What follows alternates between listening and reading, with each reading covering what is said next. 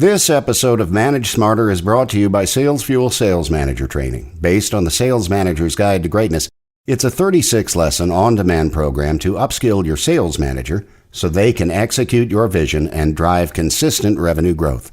Watch a free lesson and find out more at salesfuel.com/SMT. Welcome to the Manage Smarter podcast with hosts C. Lee Smith and Audrey Strong. We're glad you're here for discussions on new ways to manage smarter, hire, develop and retain talent, improve results, and propel team performance to new heights. This is the Manage Smarter podcast.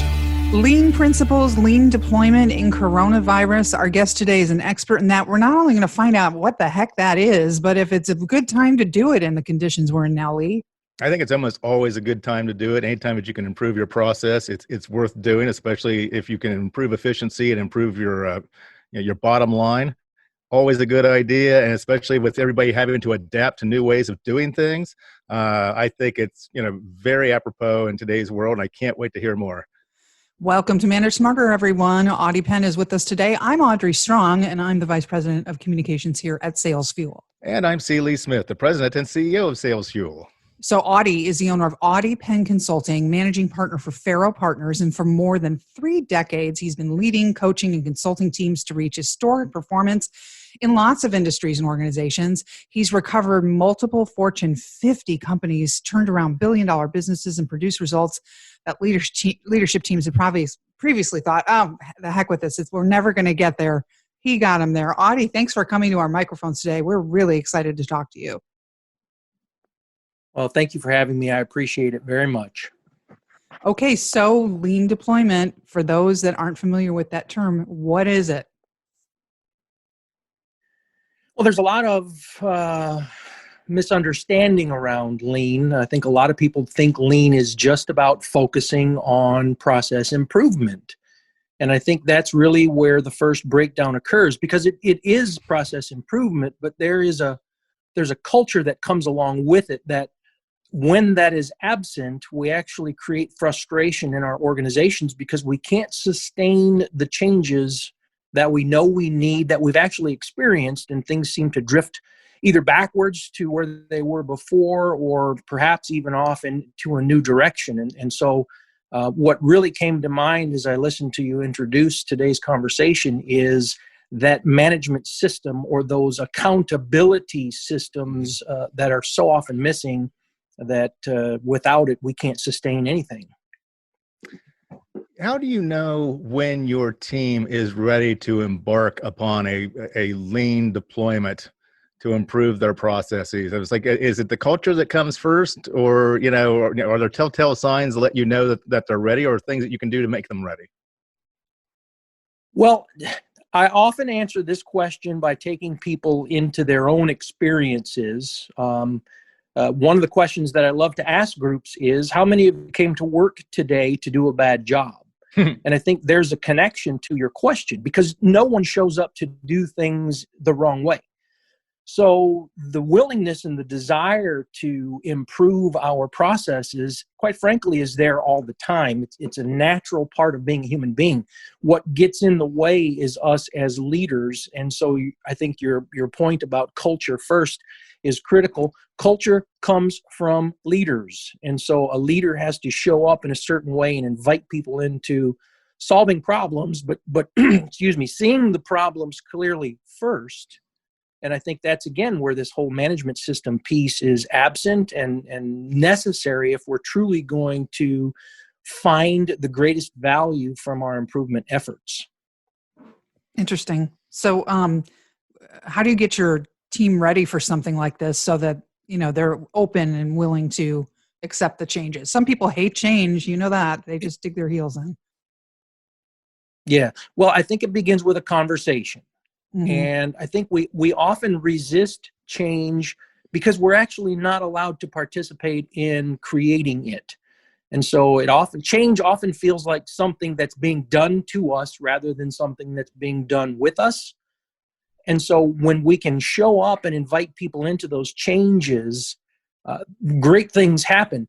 Most people on a work process team they know what the problems are, they experience those problems every day, and they've given thought to how to make those problems go away, our conversations actually tap into those solutions and invite them into participating in making those problems go away. So again, I always want to raise the mirror to myself and to other leaders and say, take a look at what you see. How is it that you're getting in the way of your team participating in making things better? You know, a lot of managers are familiar with Six Sigma. How is Six Sigma different from Lean? Well, Six Sigma, there's a lot of overlap. There's definitely great similarities. Six Sigma, though, converts most of our problems into mathematical equations, at which point we can use statistical analysis to solve them. That, to me, is really the biggest difference. So the tools that we use in Six Sigma are statistical analysis and mathematical in their nature, whereas when we look at Lean, we really start to just look at processes themselves and the steps that are required to produce specific outcomes. And that's where what I challenge people to see in every project is we're not done until we have 4 deliverables that are created.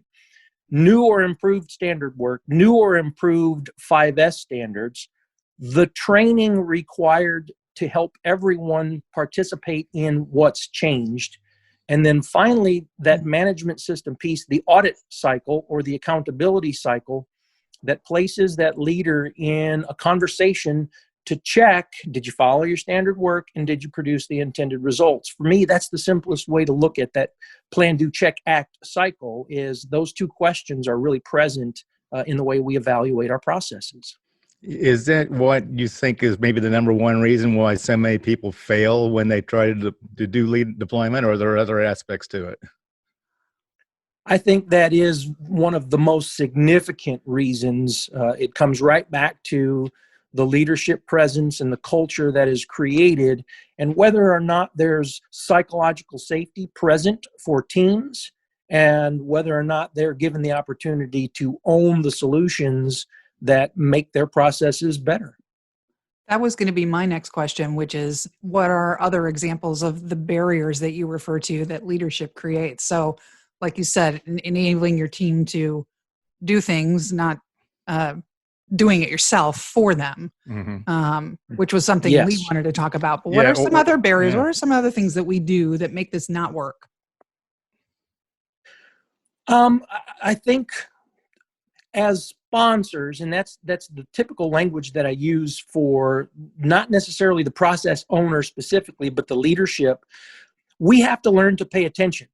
And so if we make a request into an organization for a change because something isn't working, if we never return and ask questions about what's changing, why would I as a team member feel that that's important? So our attention as leaders really help to maintain the focus on what's important.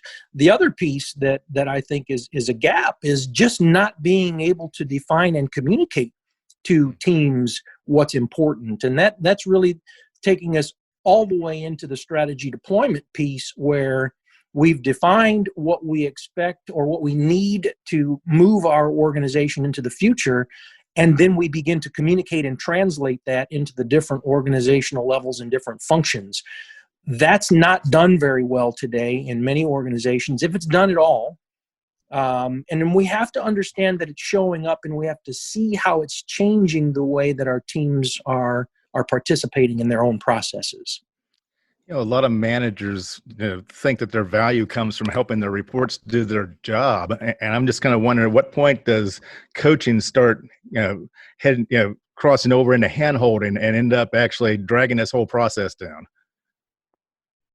Yeah, and that's really what I see in a lot of Western leadership presence, is the confusion between, I think my value is in showing you how to do your job, versus the greatest value that I can provide is by being clear about what success looks like in doing your job. At that point, a new conversation is available to us, and that conversation is, how might we do this better? But until I understand what the outcome looks like and how I will be evaluated, either successful or unsuccessful, I'm not sure if my method will actually get me there. And there is to a successful evaluation, to successfully contributing to the community and to the value that the customer receives. I need to know what that is, and I need it to be clearly in front of me. I can't offer suggestions on what route to take if I don't know that we're going to Topeka. You know? So Absolutely.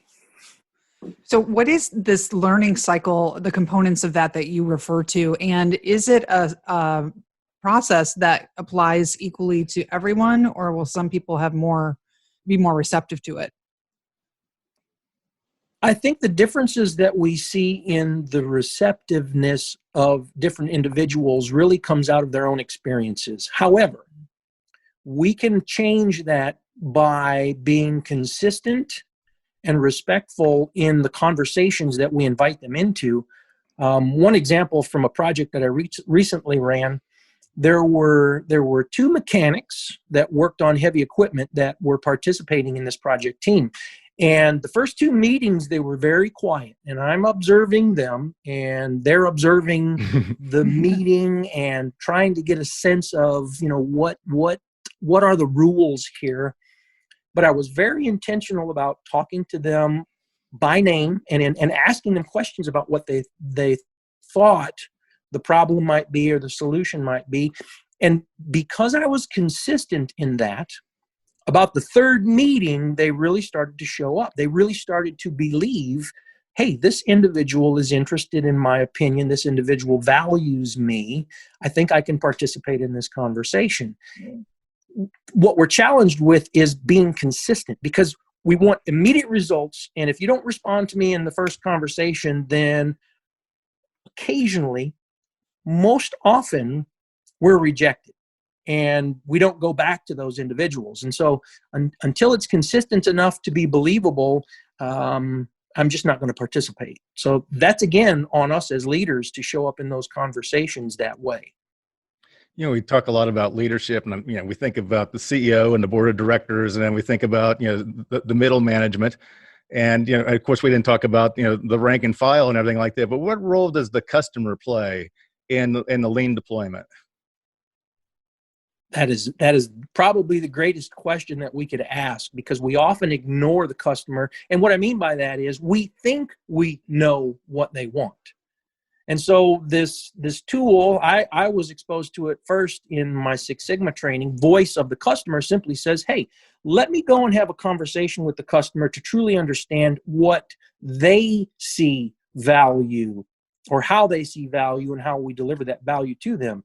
So when I talk about outcomes, I think about the safety, quality, delivery, productivity, whatever acronyms that you want to use, or whatever initials you want to use for those different categories of success. But the customer really defines the quality, and in the four that I use, I'll rattle them off again: safety, quality, delivery, and productivity. The voice of the customer defines quality and delivery. The voice of the business defines safety and productivity. And so we have to balance voice of customer and voice of business when we define the successful outcomes of any process. And Audrey, I think your question was, is this applicable in every process? Yes, it is. And we just need to learn how to translate into different processes and translate safety, quality, delivery, and productivity into those processes. So I promised at the top of the show we would talk a little bit about all of this in the context of the pandemic.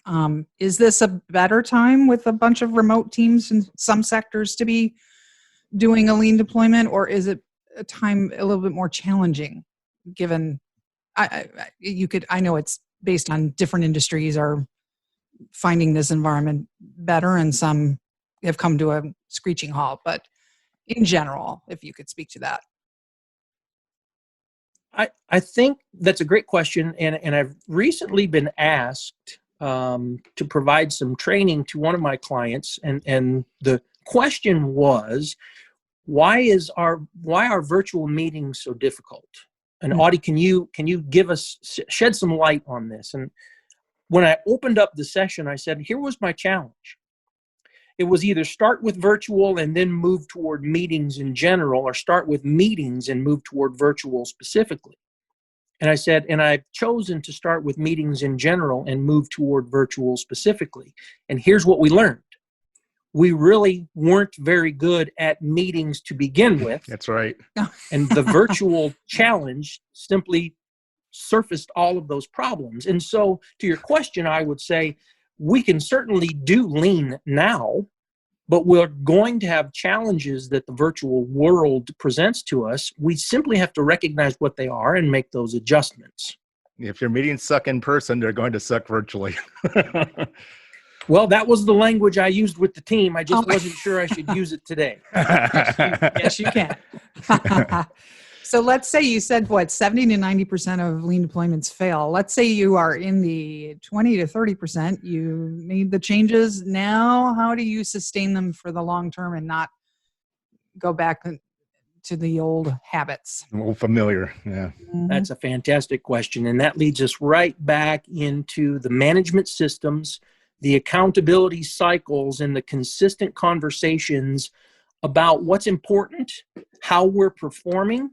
And quite frankly, there's another learning loop in there, and that is, has the environment within which we are practicing or executing our process, has that environment changed to the point that we need to evaluate our methods? And I had a great conversation, it was probably in May, with one of my clients. It was a regional president who said, Audie, I can see your work in my team's response to this pandemic. And I said, please tell me what you see. And he said, they're in a cycle of accountability meetings at a frequency that changed because of this day-to-day variation and uncertainty. And they're making the right adjustments to take care of the people and to protect their health. And they're making those adjustments on the fly, and they're following that learning cycle. They're implementing the changes, and they're auditing the changes on a much more frequent basis.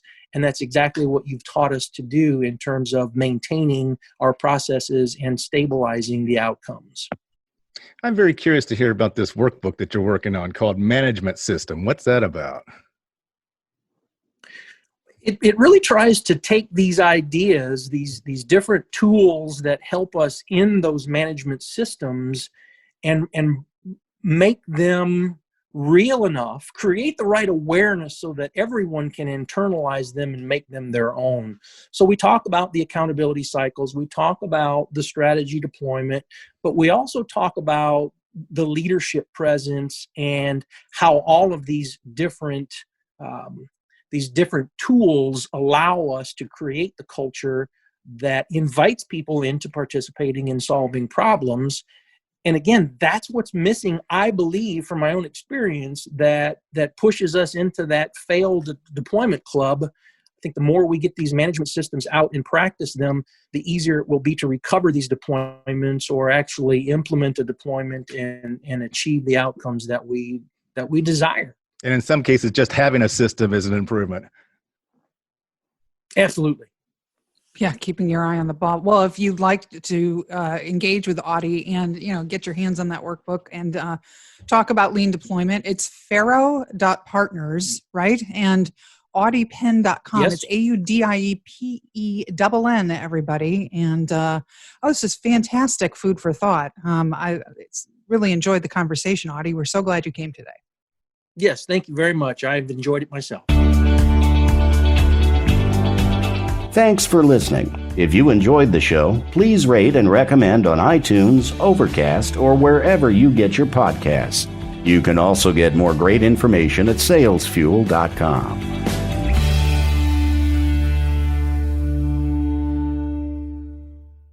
This podcast is a part of the C-Suite Radio Network.